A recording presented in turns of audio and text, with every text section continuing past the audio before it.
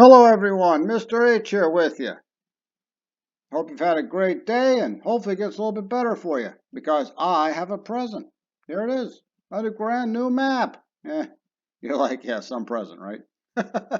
This is North America. That's where you live. If you didn't know that, just kind of smile and shake your head and, pretend you knew anyway. When the Europeans thought they discovered Asia and realized it wasn't, they christened North and South America as the New World. Truth of the matter is, this New World was actually a very old world. People have been living here since the end of the last ice age. And who are these people living here? Native Americans.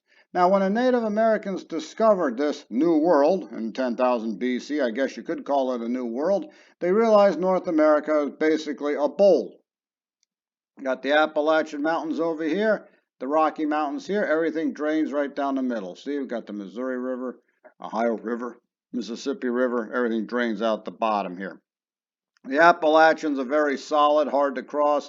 Up here you got the Cumberland Gap, courtesy of a meteor strike 380 million years ago. The Rockies are much bigger than the Appalachians, but they are easy to cross too. There's tons of mountain passes. The bad news is you get stuck in those mountain passes, you are not getting out again. Donner Party. If you don't know what that is, look it up. In the meantime, this is North America. As we said earlier, occupied by Native Americans as far back as 10,000 BC, perhaps even 20,000 BC.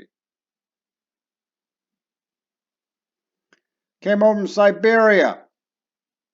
Now, during the Ice Age, with all the glaciers and lots of ice all over the place, it lowered the sea level and exposed more of the seabed. And the seabed, of course, became the coastline. So there's a lot of artifacts here underneath the water we can't get at. But nonetheless, it connected North America, right here, and Asia. And people are migrating over. They don't really know where they're going. They're just following the mammoths. All right, I mean, they could have lived here their whole life, and the mammoth runs this way. People lived here their whole life. We wouldn't know because, the water came up. So they start drifting over this way. Now, we find a couple gaps in the ice sheet. We know these gaps exist because we find artifacts, bones, graves, everything in two highways. So we know exactly how they got here. Now, there's some people who said, they may have used boats and stuff. And that's true. They might have, but it's not like it's the Mayflower, It's only a few little canoes and things, and somebody landed here and they stayed here. And, they're going to come down here down the west coast and find their way through the Rockies before they, spread out towards the more flatter and fertile east. They had a little trouble crossing the Rockies because, it's the Rocky Mountains and, winter, and it's the Ice Age, so it's constantly winter. Also, the short-faced bear. Yeah, that thing stood 14 feet tall. 4 times taller than the modern-day grizzly bear. So bad news, that thing. So the first Native Americans are actually from Siberia, Lake Baikal region, we think, according to DNA studies. Here we are, America, circa 10,000 BC. Here we are, throwback time, circa. It's back again, meaning about BC. For Christ, long time ago, America, BC. There's a mastodon, some Native American ancestors, Paleo-Indian, right? Paleo, old, remember that? Indian, Paleo-Indians. Later going to be Archaic Indians, but we'll call them Paleo-Indians from now. Here's the megafauna. That's what they called Ice Age mammals, like the woolly mammoth, the mastodon, the saber-toothed tiger, dire wolves, things like that. And well, most of them disappeared about the same time. Same time humans show up. What a coincidence, right? Human beings are very good at killing things. Every now and again we lose a guy. But for the most part, humans generally win these things, and they're the ones who probably destroyed the megafauna. Some people like to say no, they didn't, but yeah, all I know is that the humans show up and the megafauna disappears. A lot of the fossils we find, there's always a spear point shoved in there someplace. So human beings, you need something killed, we're the people to call. Natural exterminators. Now we have Archaic Indians. By 8,000 years ago, 6,000 BC or so, the giant Ice Age mammals had died out, probably before then. Though they did find fossils of a ground sloth dated to 1300 AD. Yeah, just missed Christopher Columbus by 100 years. Wouldn't have mattered, probably would have killed it anyway, right? So we no longer have Paleo-Indian big game hunters because, they've eaten everything bigger than a dog. We have archaic Indians, and they depend on medium-sized games. We got rabbits and deer, as you can see, rodents, turkeys, stuff like this, because they've eaten all the big animals. Hunters and gatherers across North America, working their way down to Central America. Eventually, we'll get to South America. Now, down in Mesoamerica, Middle America, Central America, circa 2000 BC, agriculture. Oh, I've had that in the old world. What was that crop they were using in Europe and the Middle East everybody loves so much, remember? Yeah, wheat. How about further east in China? There was rice. Guess what the big crop in America is going to be? Corn. By circa 2000 BC, Mesoamerican societies produce corn surpluses. And if you have a stable food supply, what can you do? You got leisure time. What do you do with this leisure time? You think about other things like math, astronomy, religion. How are we here? What are those things in the sky?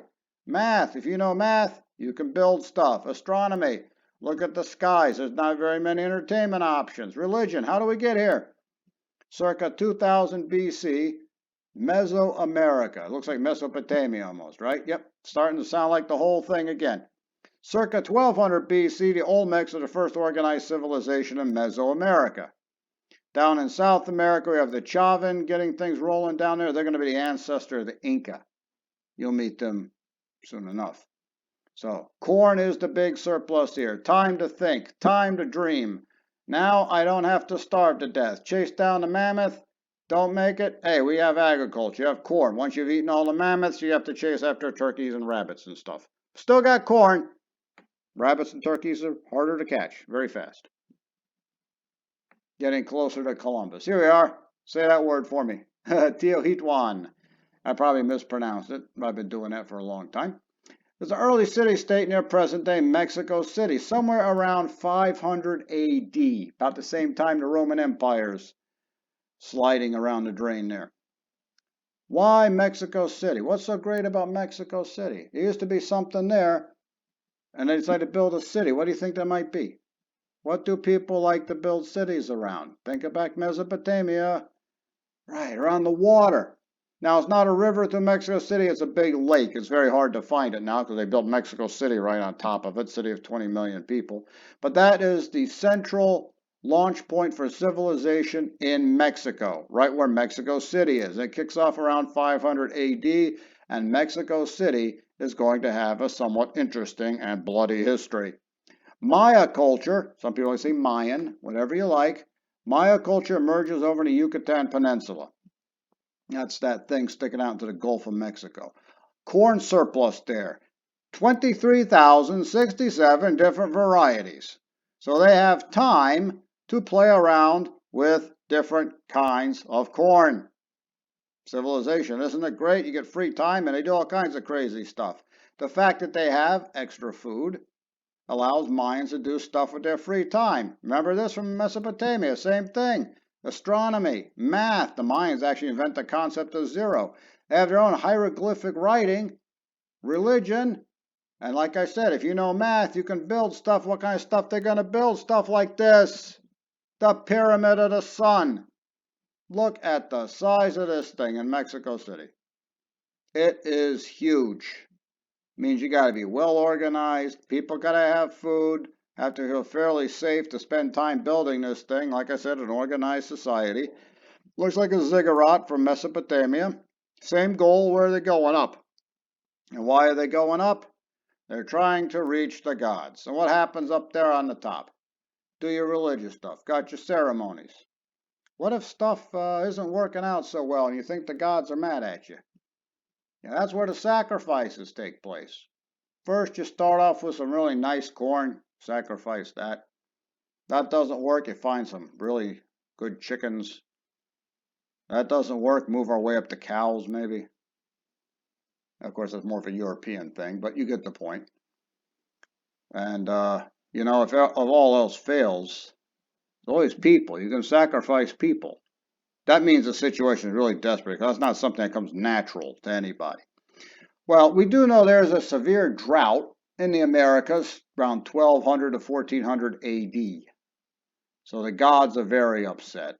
And the Aztecs, who occupied this area at that time, decide to start sacrificing people to appease the gods. And when you are scared and desperate, you will do insane things, like, sacrificing thousands of people one after another here with an assembly line.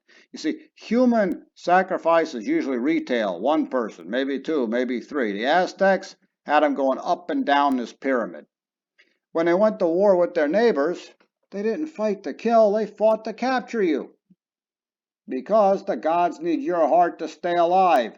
And what they do with the prisoners? Up and down the pyramid. They rip out their still beating heart while they're still alive, chop off the head, throw it down the stairs, and move on to the next one. Like I said, it's an assembly line. How do you feel? How do you think people in the line feel? They gotta be seeing this stuff, right? Make a run for it. What's the worst that happen? You die? So much blood came down this pyramid, down these steps. You know what actually eroded the steps? Yeah, it did an erosion study, and it says no way it could erode that much unless there's a lot of liquid flowing down there. And it wasn't rainwater because, it's a drought. It's got to be blood. Very, very grim. On that happy note, welcome to the New World. We'll pick up with this a little bit later on, around 500 BC, and work our way up to October the 11th, 1492. Have a great day, everybody, and I'll see you later.